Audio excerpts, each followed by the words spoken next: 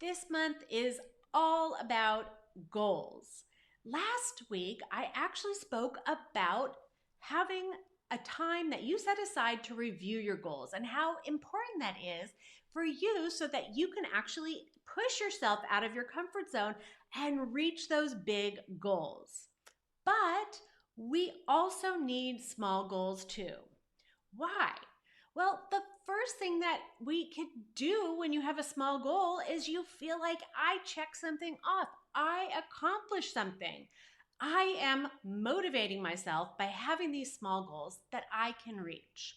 And by doing that and getting that win, it'll help you go to the next goal.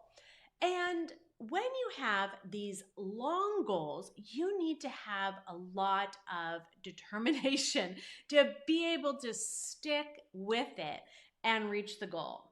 But let me tell you, these things are often intertwined.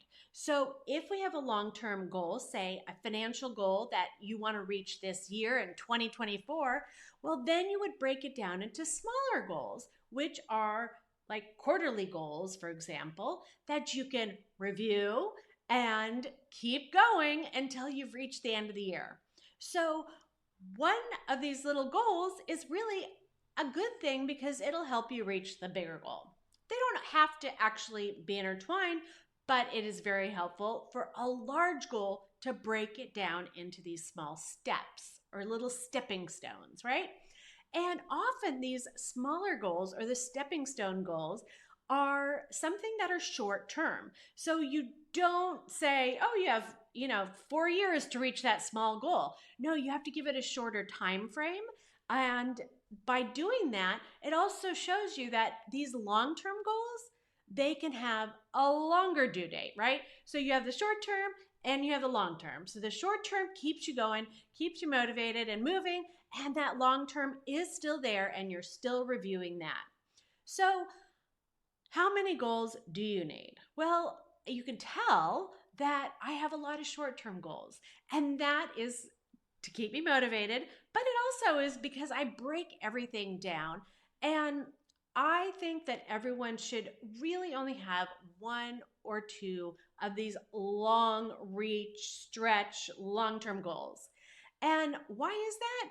It's because long term goals, if you have too many of them, you will divide your focus. And by having one or two that you can actually reach and get done, you will stay focused. You will not stress yourself out by trying to do too many things or even spread yourself too thin. So, having the short term and the long term, having both of those goals together in a coordinated effort is the best way to have your goals. So, long term and short term. Now, if you're ready to go and review your quarterly goals, head over to the blog because I have a free download that will help you, and it's a worksheet just to keep you focused on your long term goals. All right?